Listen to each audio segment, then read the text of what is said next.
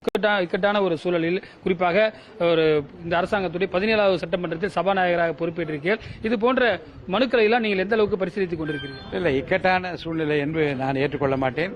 ஒரு சாதாரணமான சூழ்நிலை தான் நான் பதவி ஏற்றிருக்கிறேன். இதை வெறும் சட்ட விதிகளுக்கு உட்படுவதற்கு நான் தயாராகிறது எதுவுமே எளிதானதுதான். அதில் சிரமமான எதுவுமே நான் கருதவில்லை.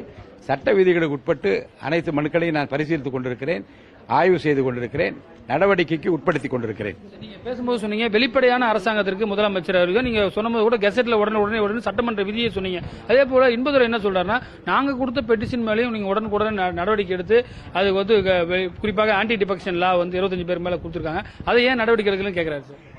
ராஜினாமா கடிதம் 4 வரிகளிலே சொல்லி நான் ராஜினாமா செய்கிறேன் என்று ஒரு உறுப்பினர் சொன்னால் விரைந்து அதன் மீது முடிவெடுக்க வேண்டியது சட்டமன்ற பேரவைத் தலைவனுடைய கடமை. அதுதான் விதி சொல்கிறது. அந்த விதிகளின்படி நான் விரைந்து செயல்பட்டிருக்கிறேன். அவர்கள் கொடுத்திருக்கிற மனு, இருதரப்பு மனு கொடுத்திருக்கிறார்கள். ஒரு தரப்பு மனு கொடுத்து ஆய்வில் உள்ளது, அடுத்த தரப்பு மனு கொடுத்திருக்கிறார்கள், கவுண்டர் பெட்டிஷன்ஸ்.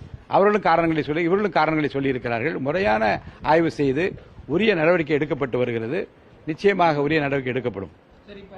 டிவி விவாதங்களில் கலந்துக்கிறவங்க என்ன சொல்றாங்கன்னா, கடந்த முறை 2017 நம்பிக்கை வாக்கெடுப்பு நடந்தபோது நேரலையாக வரவில்லை. ஆனால் இந்த முறை நேரலையாக யார் அரசுக்கு ஆதரவளித்தார்கள், யார் எதிர்த்து வாக்களித்தார்கள், நேரலையாக நாட்டு மக்கள் தெரிந்து கொண்டார்கள். அப்படி இருக்கும்போது நீங்கள் அந்த கட்சி தாவல் தடை சட்டத்தை காலம் தாழ்த்தி கொண்டு செல்கிறீர்கள் என்ற ஒரு வாதத்தை வைக்கிறார்கள். எப்படி கண்கூடாக தெரிந்த விஷயத்தை நீங்கள் ஏற்றுக்கொள்ள மறுக்கிறீர்கள்? இல்ல, சட்ட விதிகளுக்கு உட்பட்டு கட்சி தாவல் தடை சட்டத்துக்கு இந்த மனுக்கள் உட்பட்டதா இல்லை என்பதை பற்றி ஆய்வு செய்து கொண்டிருக்கிறோம், நடவடிக்கை எடுத்துக் கொண்டிருக்கிறோம். அதற்கென்று உரிய நேரத்தில் அந்த அறிவிப்பெல்லாம் வெளியிடுவோம்.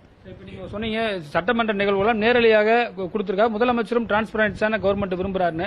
வரக்கூடிய காலங்களில் என்று சொன்னால் கடந்த காலங்களில் முழுமையாக நேரலை செய்யப்பட எதிர்க்கட்சிகள் பேசும்போது மைக் ஆஃப் செய்யப்பட்டிருக்கிறது. அது போன்ற நிகழ்வுகள் எல்லாம் இனி வரும் காலங்களில் நடைபெறுமா, இல்லது புதிய நடைமுறை இருக்குமா? விதிகளுக்கு உட்பட்டு நடைமுறைகள் நடக்கும்.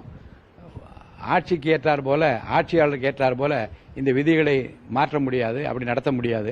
நான் விதிகளுக்கு உட்பட்டு தான் நடப்பேன். நேரடியாக செஞ்சதே உங்களுக்கு நிறைய பேர் ஸ்பீக்கர் என்று வாழ்த்து தெரிவித்தார்கள். அந்த வாழ்த்துக்களை மேலும் வரக்கூடிய காலங்களிலும் பெறுவீர்களா? இந்த நேரலை ஒளிபரப்பட்ட பிறகு தமிழ்நாடு முழுவதும் மிகப்பெரிய வரவேற்பை மக்களிடம் பெற்றிருக்கிறது. எந்த உறுப்பினர் என்ன பேசுகிறார், அவர் எப்படி நடந்து கொள்கிறார், அநாகரிகமாக நடந்து கொள்கிறாரா, அநாகரிகமாக பேசுகிறாரா, நியாயமாக பேசுகிறாரா என்றெல்லாம் மக்கள் தெரிந்து கொள்கிற வாய்ப்பை இந்த ஒரு ஒளிபரப்பின் மூலமாக பெற்றிருக்கிறார்கள். அது தொடர வேண்டும் என்று பல கருத்துக்கள் பகிரப்பட்டு வருகிறது. தமிழ்நாடு முழுவதும் மிகப்பெரிய எதிர்பார்ப்பு இந்த நேரலைக்கு இருப்பதை என்னாலே உணர முடிகிறது.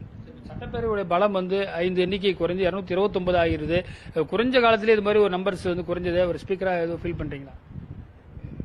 எண்ணிக்கை கூடுகிறதா குறைகிறதா என்பதை பற்றி நான் பதில் சொல்ல முடியாது.